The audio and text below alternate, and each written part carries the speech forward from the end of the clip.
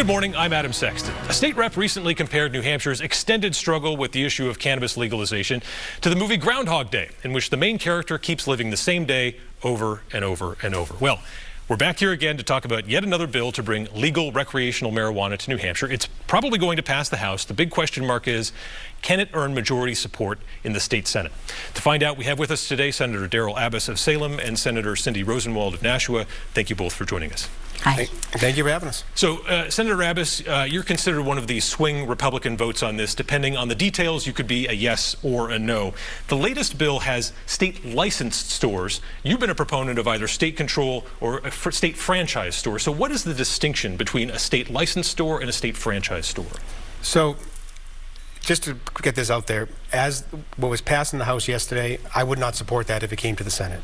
The state control model really models kind of how our liquor's sold, and I always say we've done that the right way.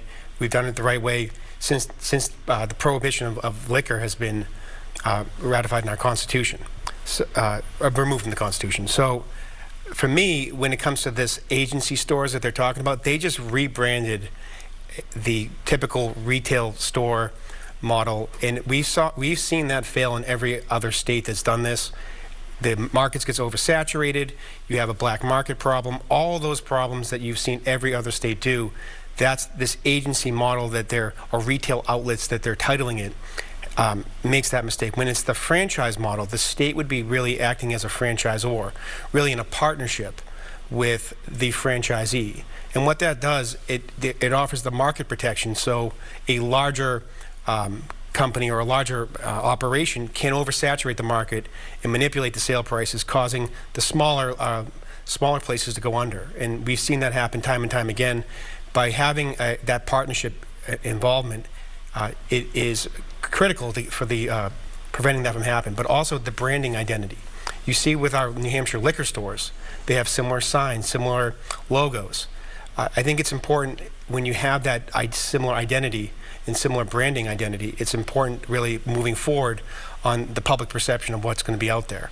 When you have these agency stores, you wouldn't have that, and there's other degrees of control that's not there that myself I wouldn't be comfortable supporting. Senator Rosenwald, what are your thoughts on this current version of the House bill, and is it worth it just to get something across the finish line? A lot of your fellow Democrats are saying that let's just pass something.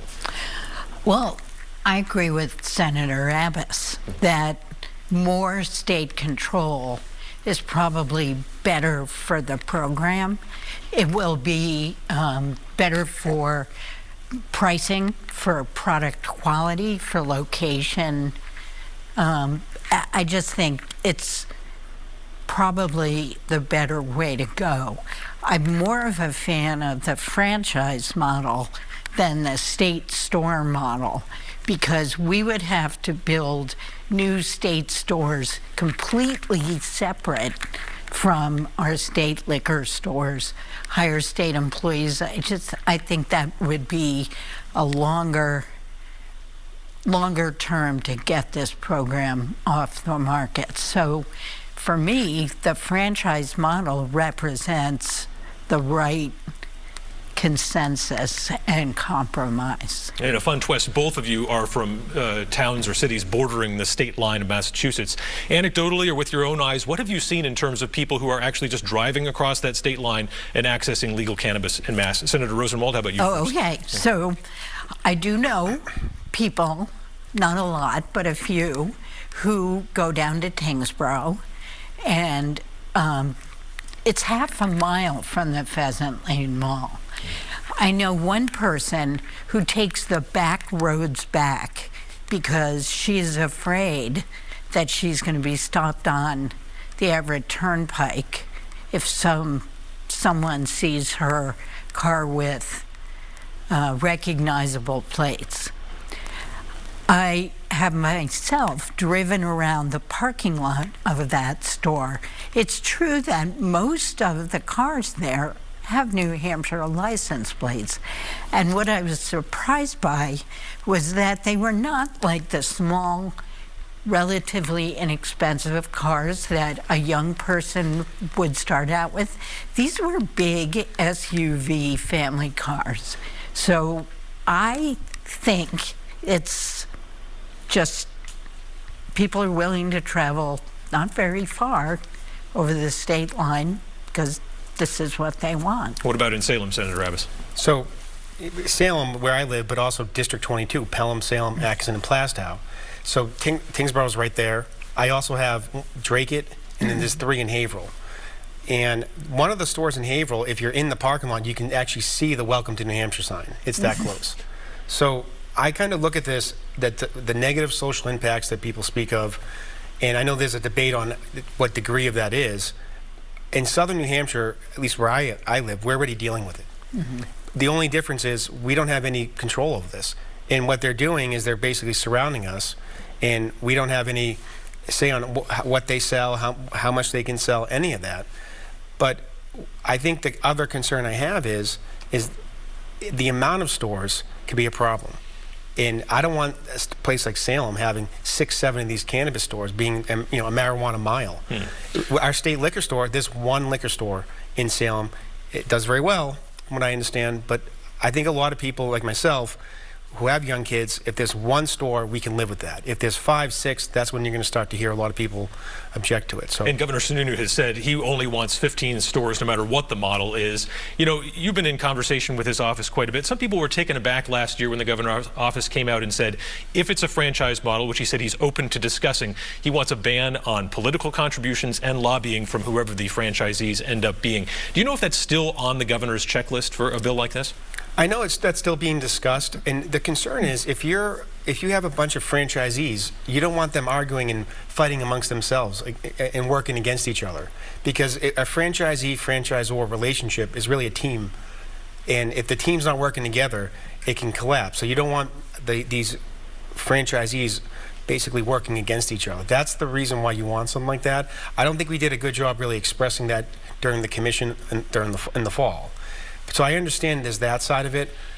There's really a fiduciary relationship between these a franchisee franchisor. So it wouldn't sit well. You don't see that with other franchises, whether it's a fast food chain where the franchisee is advocating against the interests of the franchisor. So I think when there is that relationship, you don't want that to happen. Senator Rosenwald, can somebody legally bar a company from lobbying and contributing politically? Well, he's the lawyer, I'm not, but I would say that there is no ban in the House bill against lobbying. From a legality perspective, if someone's voluntarily entering into this agreement in advance, knowing if they do that, there's some restrictions on what they're lobbying. If they don't want to have that restriction, they don't have to enter the franchisee agreement. Before we wrap up, I want to touch on the therapeutic cannabis. A lot of people are worried about the patients. Some of them don't want to become quote unquote regular customers of a retail store. Senator Rosenwald, what needs to happen does there need to be a carve out of some kind for these people? Well, I think that's really interesting, and I've talked with Senator Abbas about this. We both agree that you wouldn't want to take an unsuccessful, on the verge of bankruptcy, ATC, and say, sure, you can have a recreational license, but we do have between 2,500 and 3,000 patients a year who are going to the ATCs and depend on them. So I think we need to do something to make sure that they are not put out of business. And I could see, for example, if there's an ATC, an alternative treatment center, in a town that doesn't opt in to recreational, where does that leave that ATC? They won't be able to convert. They're probably not going to be able to stay successful. Maybe they have to move out of that town. And quickly, Senator, do you think there should be a carve out for the therapeutic cannabis? Well, one of the proposals I want to put into the legislation is that every franchisee would be allowed to sell therapeutic grade products. And that really is a benefit for them, for all the ATCs. And they'll have more points of distribution. And that's something, whether they become a franchisee themselves or not, they can still do.